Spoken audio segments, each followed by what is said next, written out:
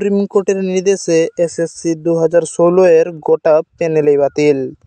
কি আছে এবার প্রাথমিক 32,000 শিক্ষক শিক্ষিকার ভাগ্যে? তাহলে কি আছে প্রাথমিক শিক্ষক শিক্ষিকার ভাগ্যে? সুপ্রিম কোর্টের রায়ে চাকরি হারিয়েছেন 26,000 শিক্ষক।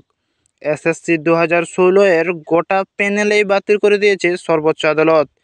কি আছে এবার প্রাথমিক 32,000 শিক্ষক শিক্ষিকার ভাগ্যে? প্রাথমিক 32,000 শিক্ষক শিক্ষিকার চাকরি বাতিলের যে নির্দেশ কলকাতা হাইকোর্ট, তার শুনানি চলছে। তাহলে এই 32,000 শিক্ষক শিক্ষিকার ভাগ্যে এবার কি আছে? লাগাম ছাড়া দুর্নীতি, তার উপর আদালতের যোগ্যদের তালিকায় দেয়নি এসএসসি। যেমন কারণেই এসএসসি এর 2016-এর গোটা প্যানেলেই বাতিল করে দিয়েছে সুপ্রিম কোর্ট। এই প্রেক্ষাপটে প্রাথমিক 32,000 চাকরি বাতিলের যে নির্দেশ কলকাতা হাইকোর্ট বিচারপতি অভিজিৎ গঙ্গোপাধ্যায় দিয়েছিল, তার শুনানি হবে বিচারপতি তপব্রত চক্রবর্তীর ডিভিশন বেঞ্চে। আর এই রায়ের উপরে নির্ভর করে আছে হাজার হাজার শিক্ষক শিক্ষিকার ভাগ্য। আর এই প্রেক্ষাপটে 2014 সালের টিইটি নিয়ে চাঞ্চল্য তথ্য সামনে এসেছে। আদালতে জমা দেওয়ার চার্জশিট দুর্নীতির মামলায় প্রশ্ন তুলেছেন সিবিআই। তাহলে টিইটি নিয়ে প্রশ্ন তুলেছেন সিবিআই। চার্জশিটে দাবি করা হয়েছে প্রাক্তন শিক্ষামন্ত্রী পার্থ চট্টোপাধ্যায় এই নিয়ে প্রাথমিক শিক্ষা পর্ষদের তৎকালীন সভাপতি মানিক ভট্টাচার্যর মিলে দুর্নীতি করেছেন। দুর্নীতির প্রভাবে জড়িয়েছিলেন পার্থ চট্টোপাধ্যায়। ওএসডি প্রবীর বন্দ্যোপাধ্যায়। 2014 সালের টিইটি এর ফলাফল বেরিয়েছিল 2016-এর 14 সেপ্টেম্বর। গত ডিসেম্বর আদালতে জমা হয়েছে। চার্জশিটে দাবি করেছেন যে যখন নিয়োগ প্রক্রিয়া চলেছিল তখন অসংখ্য চাকরি প্রার্থী পর্ষদকে চিঠি লিখে জানিয়েছিল যে একটি প্রশ্নের জন্য 2টি সঠিক উত্তর দেওয়া হয়েছিল। তাহলে চিঠি জানিয়েছিল অনেকেই ছাত্র যে একটি কোয়েশ্চেনের 2টি অ্যান্সার ছিল। 2017 সালে 20 নভেম্বর পর্ষদের তরফে রেজলিউশন পাস করা হয়। বলা যায় উত্তর বি লিখেছিল তাদেরকে 1 নম্বর করে দিতে হবে। সেই 1 নম্বরের ভিত্তিতে যাকে খুশি চাকরি দেওয়া হয়েছিল।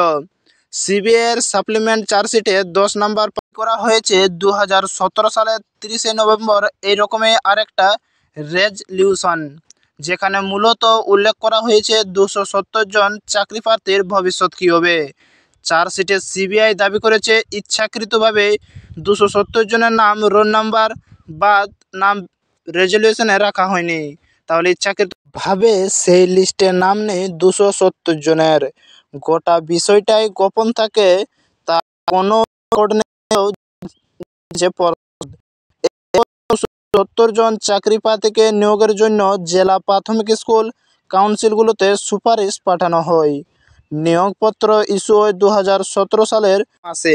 এইভাবে পার্থ চট্টোপাধ্যায় ও মানিক ভট্টাচার্যের চক্রান্তে 1 নম্বর বাতিল দিয়ে 264 জন চাকরি প্রার্থীকে বেআইনিভাবে নিযুক্ত করা হয়েছে বলে সিবিআইয়ের চার্জশিটে দাবি করা হয়েছে।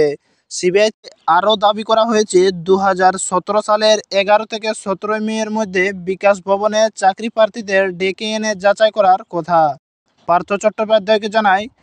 ওএসডি প্রবীর বন্দ্যোপাধ্যায় বলেন, শিক্ষামন্ত্রী 752 জনের তালিকায় দিয়ে সবাইকে SMS করে দিতে বলেছিলেন মানিক। মন্ত্রী ওএসডি আবার সেই দায়িত্ব ডেটা এন্ট্রি স্টাফ সুব্রত কুণ্ডুকে দায়িত্ব দেন।